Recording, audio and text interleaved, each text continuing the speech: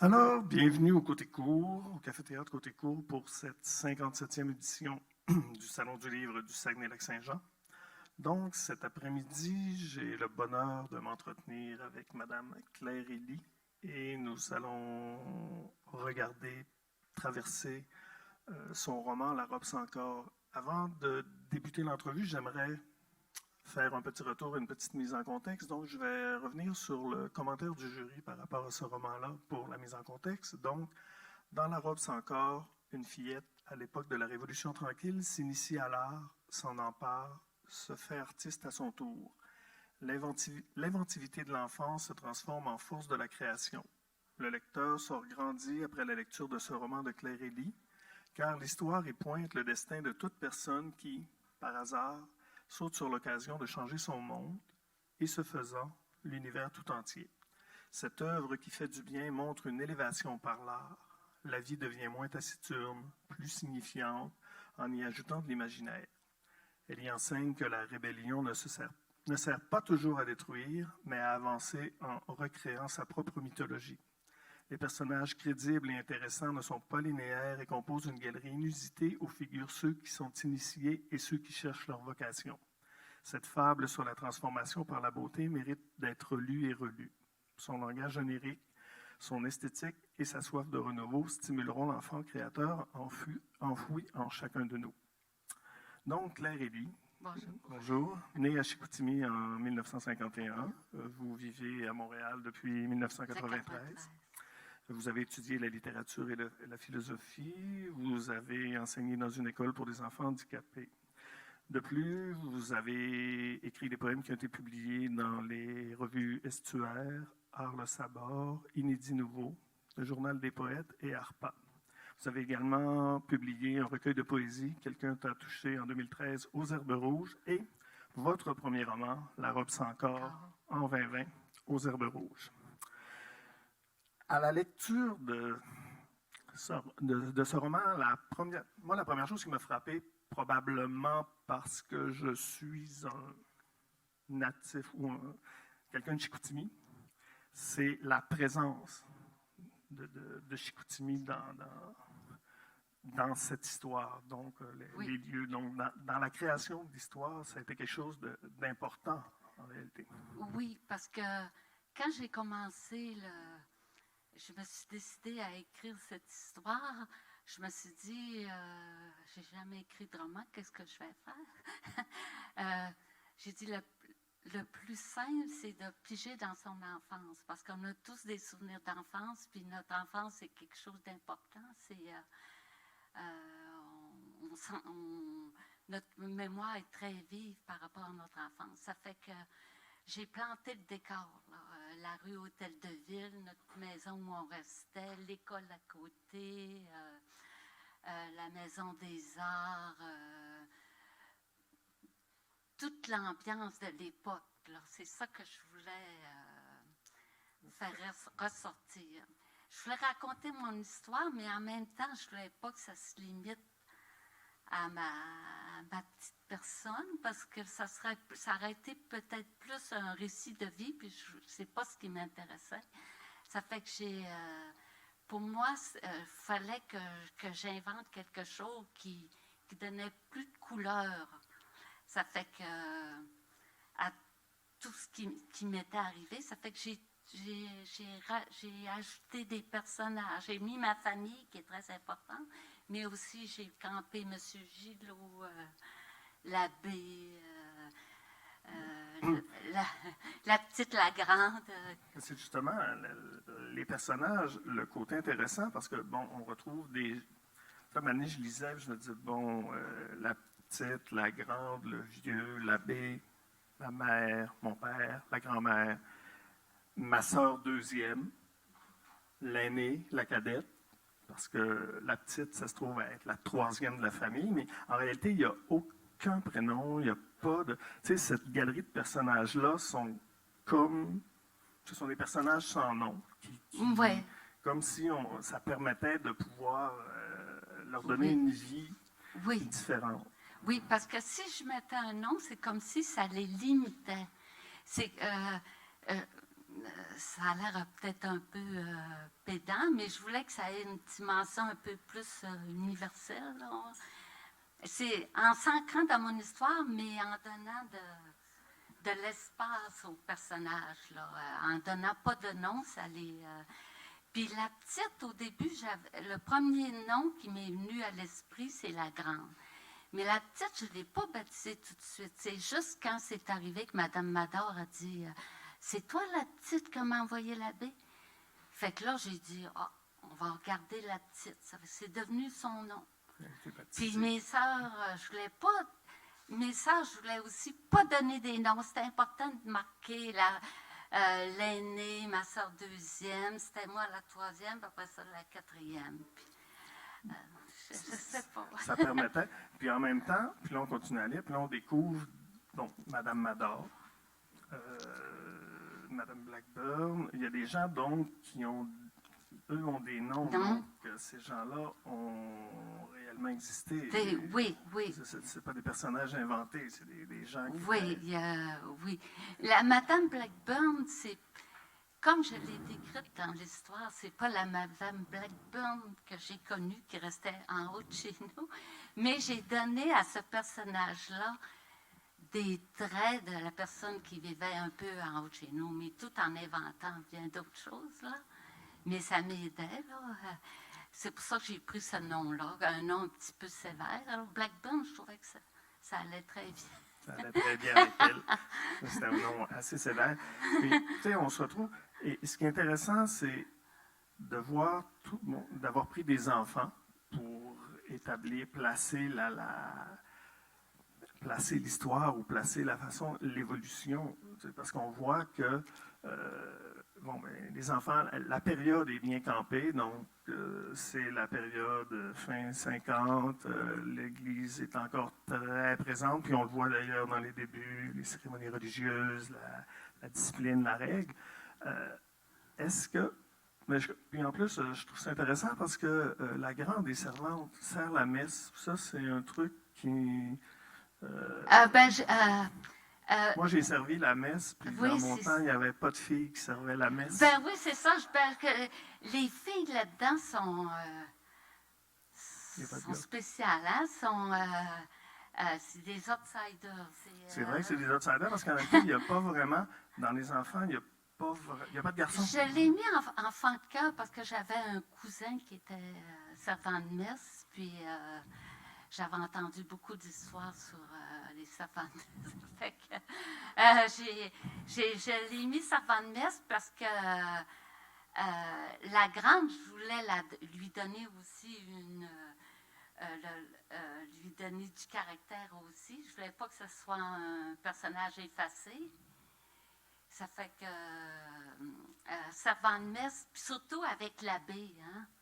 L'abbé, ça fait que la relation entre l'abbé, son oncle, puis ça me permettait de les rapprocher dans l'histoire. D'accord. Puis tu me disais que le processus de création de ton roman, c'est quand même échelonné sur une période... 7 ans. Je l'ai commencé en 2011, je l'ai fini en 2018. Comme je l'ai dit déjà à certaines personnes, c'est que j'écrivais de la poésie, mais je sentais que peut-être c'était le temps d'essayer d'autres choses. Je me sentais peut-être devant un mur.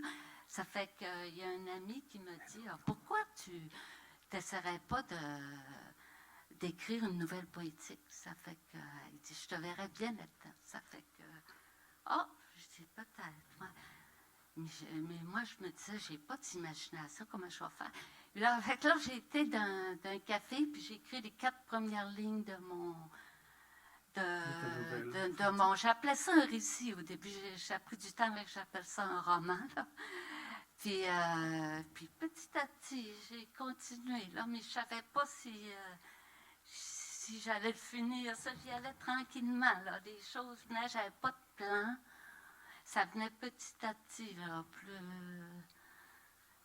doucement. Doucement, un long travail de maturation. Oui, c'est ça. Je n'étais pas pressée. C'est pour ça que j'ai pris mon temps. Ça a pris ton temps. L'idée de...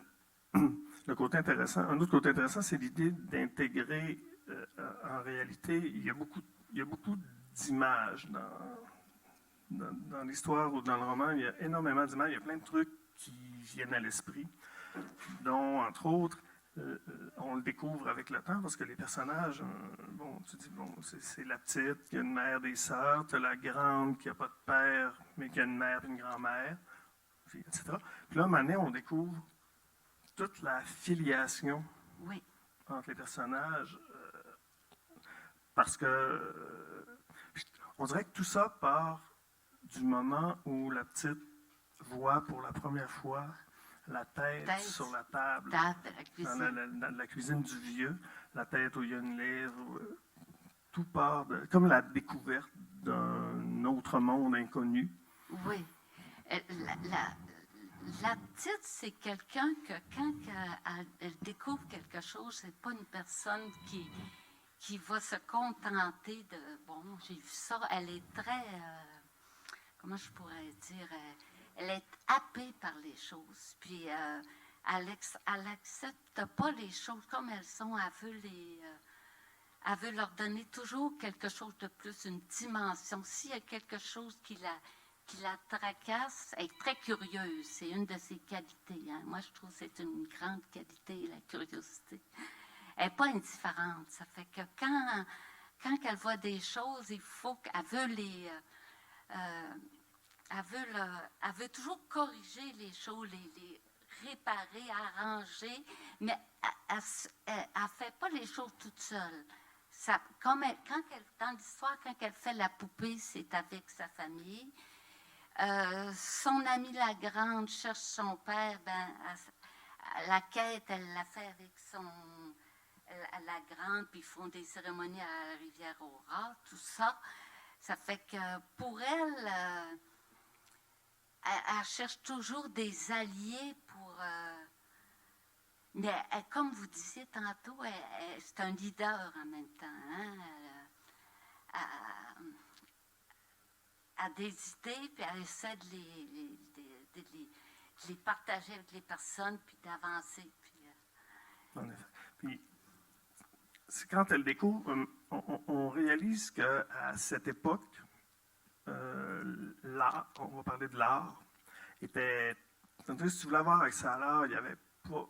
Ou ça passait par l'Église, il y avait quand même le contrôle, ou il fallait que tu sois dans les classes aisées. Je veux dire, l'art, c'est pour ce que j'appellerais les gens ordinaires. C'était quelque chose qui était, qui n'était pas vraiment près d'eux parce qu'ils n'avaient pas accès. Souvent, tu faisais ta vie. Puis ce qui est intéressant, c'est quand elle découvre, parce qu'en réalité, à partir du moment où elle a vu cette tête, sur la table, je veux dire, toute sa vie change, mais toutes les possibilités, comment je pourrais dire, elle s'aperçoit qu'on peut changer aussi, on peut changer plein de choses, parce qu'on a oublié de dire que c'est une petite fille qui est très gênée, en plus, curieuse, mais gênée. Donc souvent, elle ne fera pas les choses, elle va se retenir.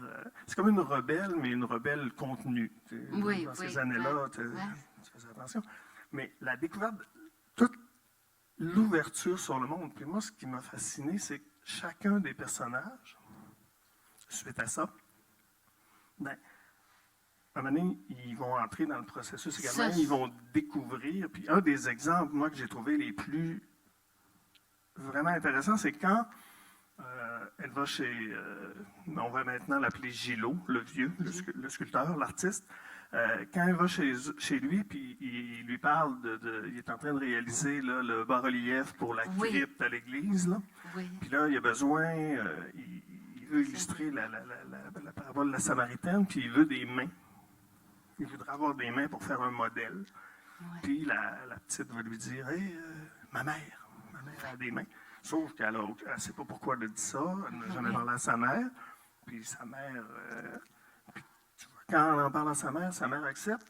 Puis à partir de ce moment-là, quand elle va à l'atelier, il y a comme une transformation également. Comme si les gens, en découvrant cette nouvelle réalité ou cette réalité qu'ils ne connaissaient pas, se permettait ou se sentait permis de pouvoir avoir une opinion sur les choses et pouvoir les exprimer. Oui. Puis la mère, elle a des problèmes d'argent. Dans la famille, il y a des difficultés. Puis, mais quand il y a aussi son amie Annick, là, je ne sais pas si vous vous rappelez, Annick avec qui elle parle là, sur la galerie. Mais quand elle va chez le vieux pour poser, elle regarde les têtes, puis elle pense beaucoup. Puis quand elle voit l'œuvre de Laurélie, là, quand il monte au 2e étage, ben là, il y a quelque chose en elle qui est comme, un peu comme sa fille, là, elle dit ce qu'elle pense. Là. Dans cette histoire-là, je pense que il n'y a pas une si grande différence entre ceux qu'on appelle les artistes puis ceux qui regardent les œuvres d'art, parce que tout le monde peut avoir son opinion devant les choses, devant les œuvres, puis ils ont le droit de le dire, tu sais, puis de s'exprimer, puis il n'y a pas une interprétation qui est mieux que l'autre, puis fait que la mère... elle s'exprime. Puis la petite fille est surprise que sa mère a dit comme une connaisseuse. Puis la petite fille, en même temps, elle compare sa mère avec Madame Mador, parce que c'est deux personnes très différentes, parce que Madame Mador, c'est quelqu'un qui travaille à la Maison des Arts, puis tandis que la mère de la petite fille, elle reste à la maison. Mais elle voit que c'est quand même... elle cherche comme un lien, tu sais, entre les deux. Elle fait toujours des comparaisons. Elle compare son père. Quand c'est de l'exposition, elle compare son père avec M. Gillot. M. Gillot qui fait des têtes et des sculptures, mais son père, quand même, c'est un chef-d'œuvre. Il a fait un cheval de bois, il fait une horloge. Ça fait qu'il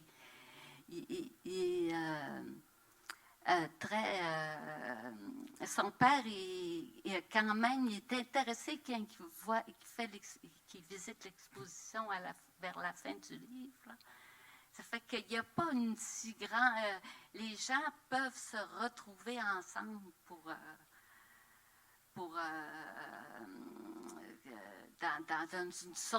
dans cette sorte d'exposition-là qu'on voit à la fin, là, le vernissage. Le vernissage.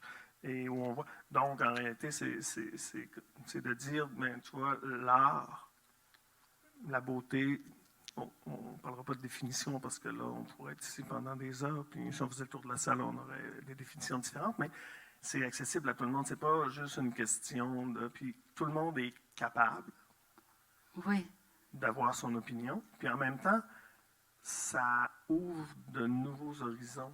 Oui. Tu sais, quand on regarde. Je reviens toujours par rapport à la période où ça se passe, parce que c'est vraiment important, où tout semblait fermé, tout semblait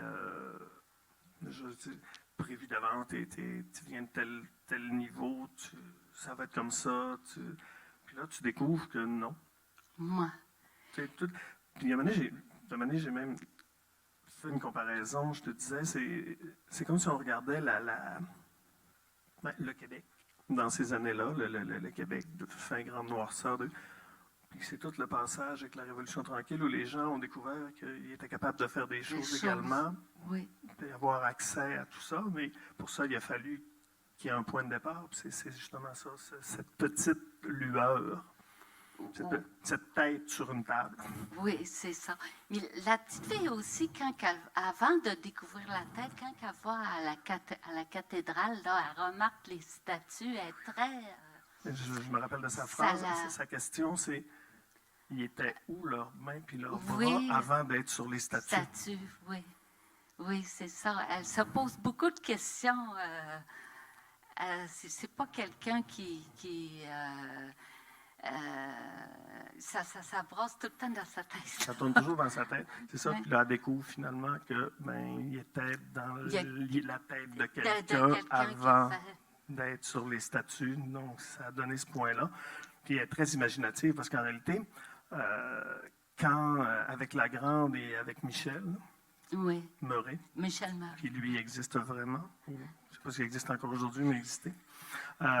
Ils vont faire des cérémonies, des rites païens avec Oui, les promesses sur le bord de la rivière Aura. On est encore dans... on était dans l'interdit, là, dans ces années-là. oui. Quand même... Quand je composais ça, je me disais, c'est comme des bacchanales. Hein? C'est Bacchus, c'est quand ils sont à Rivière-Aura avec... ils font de la danse, une procession, de la danse, un peu de chant, oui, puis l'eau à côté. C'est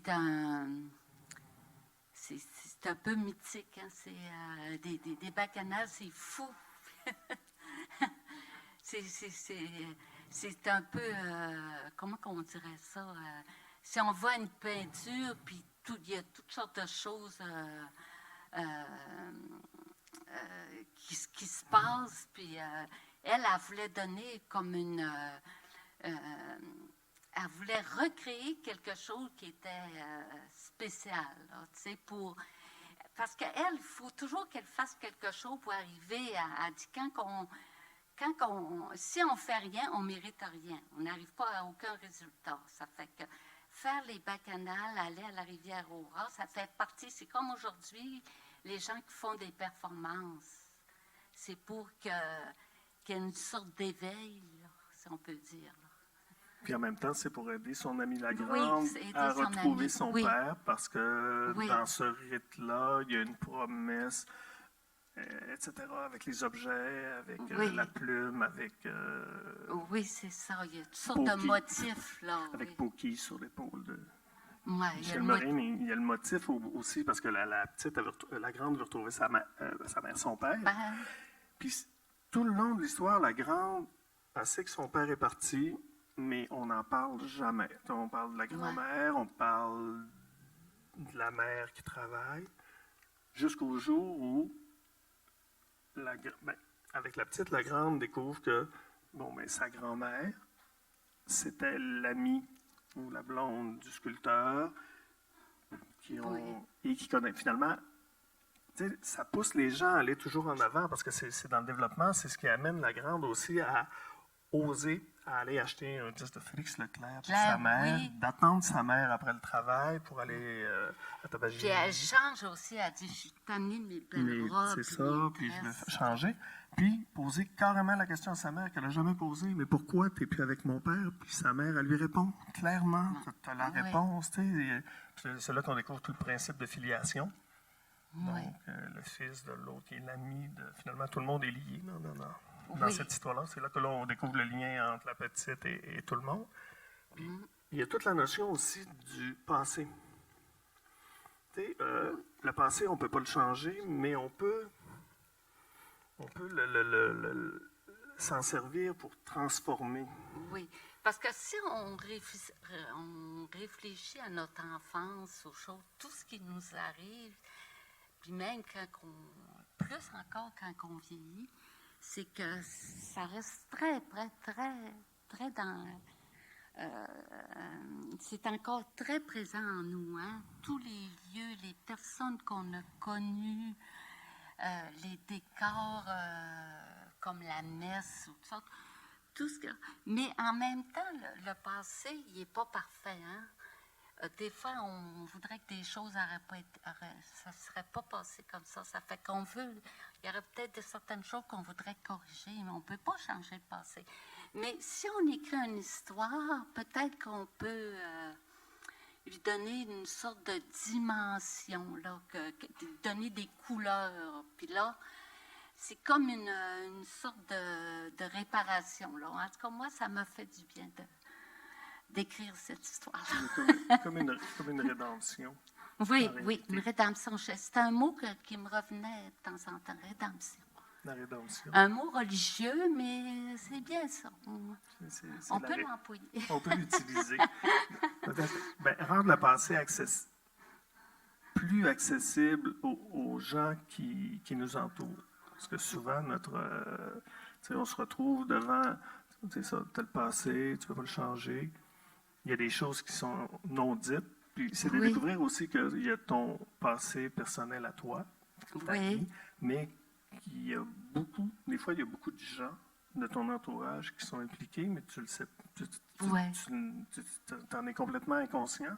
Puis là-dedans, c'est ça en même temps, c'est de découvrir tout ce qui est lié et ce qui permet d'évoluer Oui. Oui. dans ce processus-là. Quand je l'écrivais, j'avais pas de plan, mais je me disais, au début, à partir de peut-être quelques chapitres, je me suis dit, il va avoir à la fin le vernissage, parce que c'était comme vous disiez, c'est une fable. Hein? Les choses finissent bien à la fin. Ils finissent bien. Ça fait que le vernissage permettait toute la rencontre avec les principaux personnages, la famille, les gens de la place, tout ça. Ça fait que puis à la fin, l'abbé avec son Polo, son frère Pédusus qui arrive, ça fait que il y a comme tout se conclut. Il y a une sorte de la fable, ça serait comme si en poursuivant une idée, on peut aller jusqu'au bout, puis on s'en tire. On s'en tire bien. On s'en tire bien. Ouais. Puis il y a un autre côté, dont je n'ai pas parlé, mais il y a les parties, les entrechapitres en italique, où c'est vraiment, on se retrouve dans la tête de la petite, dans ses rêves, dans ses pensées, où on est beaucoup dans un langage plus onirique, je vais dire moins accessible, c'est une façon de parler, mais on est vraiment là Oui. dans son imaginaire. Dans ces passages en italique-là, il y a des choses, c'était vraiment, comme je me rappelle d'un, là, c'était vraiment un rêve que j'ai fait pendant que j'écrivais, je l'ai presque mis tel quel dans l'histoire. Puis d'autres, c'est quelque chose d'un peu plus échevelé, là. Pourquoi c'est échevelé? Parce que dans notre tête, tout n'est pas linéaire, tout n'est pas en ordre. Hein? Ça brasse dans notre tête, puis il y a l'inconscient, puis on n'est pas maître de ce qui nous arrive. Ça fait que la petite est dans un tourbillon. Hein? Elle ne sait pas trop. Elle veut beaucoup de choses, mais faut qu'elle mette les choses en ordre, mais tout se brasse, puis c'est pour ça que le ton est différent, là, plus fou, plus échevelé. Ouais. Pour conclure, d'autres projets d'écriture en vue? Ben, comme je l'ai dit à certaines personnes, je fais une suite de cette histoire, mais ça se passe les deux protagonistes vont avoir, dans mon histoire que j'écris, ils ont 21 ans, puis ils vivent à Québec. Puis il y a beaucoup d'autres personnages, là, mais c'est plus les mêmes, c'est pas les mêmes thèmes, là, parce qu'ils sont dans la vingtaine. Hein. Puis en même temps, je continue à écrire des poèmes. Ben, c'est super. Donc, Claire Élie, merci beaucoup. Merci Bonne à fin vous. de salon. Bonne fin de salon à tout le monde. Merci.